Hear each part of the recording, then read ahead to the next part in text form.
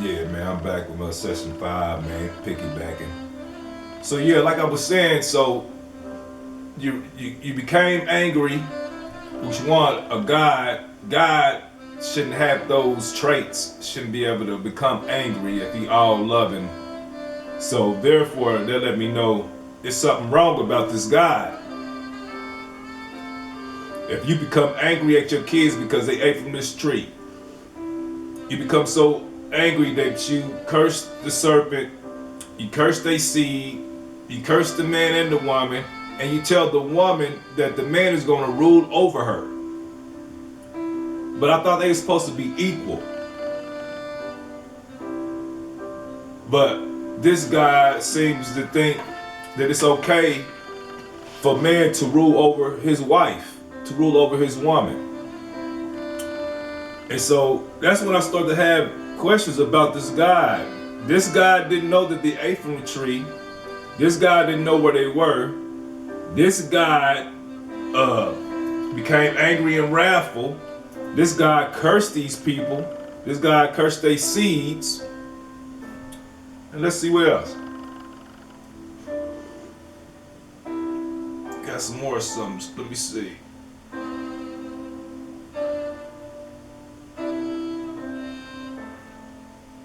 This is another thing. So the Lord God said, behold, the man has become like one of us to know good and evil. So the Lord God said, behold, the man has become like one of us.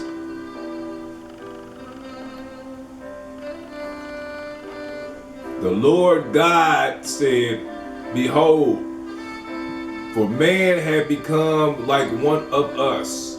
Who is God talking to when he say like one of us? And I'm sure you're going to have some people try to say, well, God may be talking to the angels saying of one of us. But the angels is different than God. So when God said like one of us, he talking about specifically something like himself. So who is like God? I don't believe he's talking about Jesus at this moment, saying they become like one of us, because God, at the same time, he's not like God either. Although he's God essence of God essence, God is a energy beyond any other fragment of energy that we are to him. So who is he talking about? Then God said, behold, the man has become like one of us to know good and evil. And now, lest he put out his hand and take also of the tree of life and eat and live forever. Therefore, the Lord sent him out of the Garden of Eden to till the ground from which he was taken. So he drove out the man, and he placed cherubim at the east of the Garden of Eden, and a flaming sword which turned every way to guard the way of the tree of life.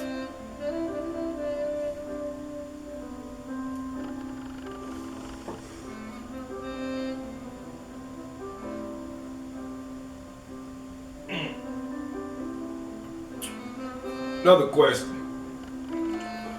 So we'll be moving on further into this, Now Adam knew Eve, his wife, and she conceived and bore Cain, and said, I have acquired a man from the Lord.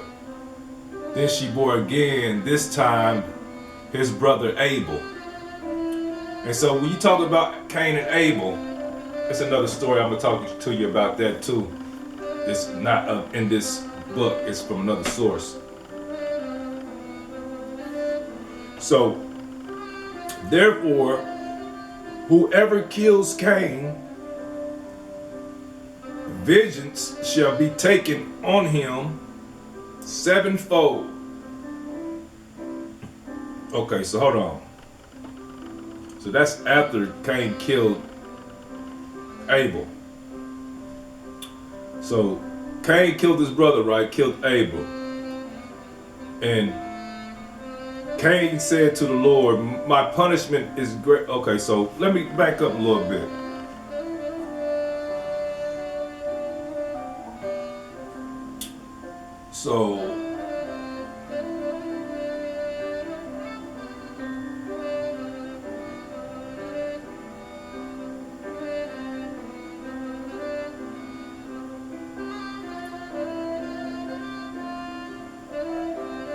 So after Cain killed Abel, the Lord said, Cain, where is Abel, your brother? He said, I do not know. Am I my brother's keeper? And he said, What have you done? The voice of your brother's blood cries out to me from the ground. So now you are cursed from the earth, which has opened its mouth to receive your brother's blood from your hand. Then you till the ground, and it shall no longer yield its strength to you, a fugitive and a vagabond you shall be on the earth. And Cain said to the Lord, my punishment is greater than I can bear. Surely you have driven me out this day from the face of the ground. I shall be hidden from your face. I shall be a fugitive and a vagabond on the earth. And it shall happen that anyone who finds me will kill me. And the Lord said to him, therefore, whoever kills Cain, vengeance shall be taken on him sevenfold. And the Lord set a mark on Cain, lest anyone finding him should kill him. Then Cain went out from the presence of the Lord and dwelt in the land of Nod on the east of Eden. And Cain knew his wife, and she conceived and bore Enoch, and the city after the name of his son Enoch. The Enoch was born Arad, and Arad begot Miguel, and so go on to Lamech and everything else. So my thing is the Lord put a hit out on Cain. He put a tag on Cain's head. This Lord God said he cast a mark on Cain. Set a mark on Cain. And then somebody, whoever find him, kill him. So this God is wrathful. You know what I mean? This God is vengeful. And so I know more about this whole thing, about this whole book, and so I'm just trying to slow walk it and explain. So I want y'all to go back and do your own research and think about it yourself. Like,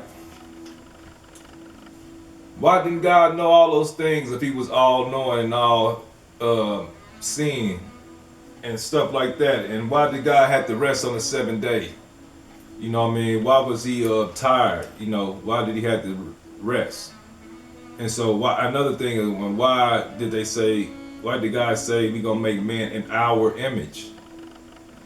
And then if you go through that Bible, it continuously says that. It uses God in plural form. So you got to think about this book. So let me go on to something else. So when you talk about religion, right, it's still basically, I'm talking about religion in church, but not this book right now. So before this book, right, before this religion, before Christianity, we had other forms of religion. And you know, it's a lot of religions. But some of the oldest religions was paganism. Was, you know, pagan religions.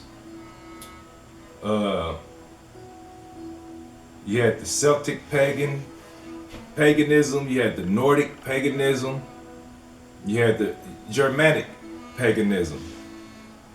You got the neo-pagans, you got the Wiccas, you got the Norse, And then earlier religions were Mithraism and Zoroastrianism. Now, Zoroastrianism is said to be one of the, or could be the first religion it was uh, that we know about, or could be what I want to say can be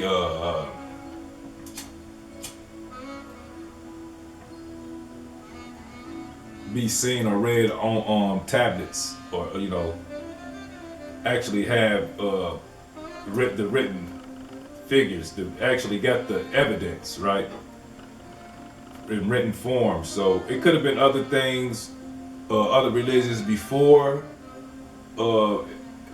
any written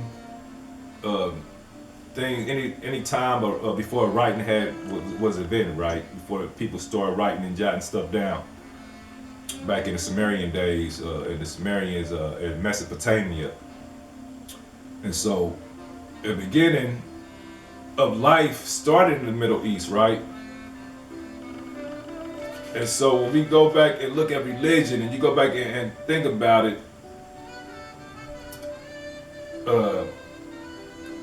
humanity started in Africa, right?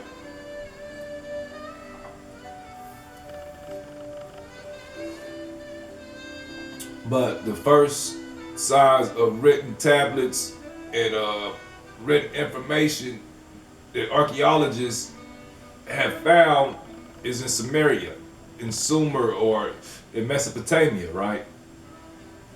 In the Middle East. Earliest writings and stuff. So this is said to be where the first civilization was formed, right? Outside of the hunter-gatherers. So after humans had become more advanced, the hunter-gatherers kind of faded away, and people start becoming more civilized, and they started to be able to grow food and do all the different stuff besides hunting, right? So I'll get more into that too, but just want to set the grounds for where we're gonna go with this this religion.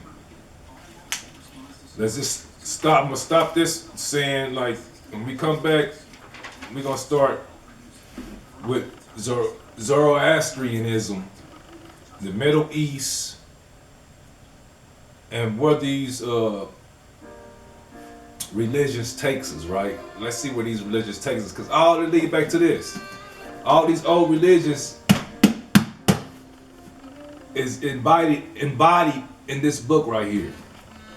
All the old religions, even pagan religions,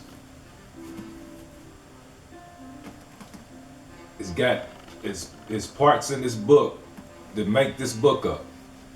There's plenty of different religions that make this book up and we're gonna break it down and put it together and show you how they put this book together, because you got to understand the Council of Nicaea, was the one way back that was the first ones who edited the Bible. So it was the Council of Nicaea, which were Roman priests and all the major heads in Rome at the time, with the who was that? I'm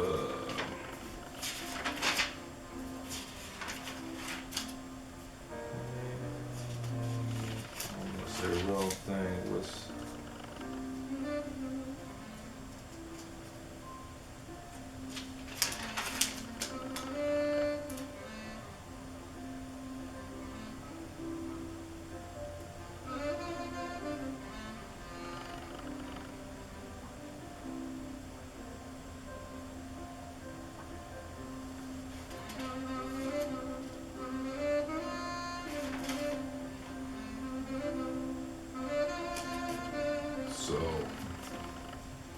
all right, so let me get my notes together, get my shit together, and come back. So anyway, like I said, the Council of Nicaea, we gonna stop there. The Council of Nicaea was, the group with one of the Roman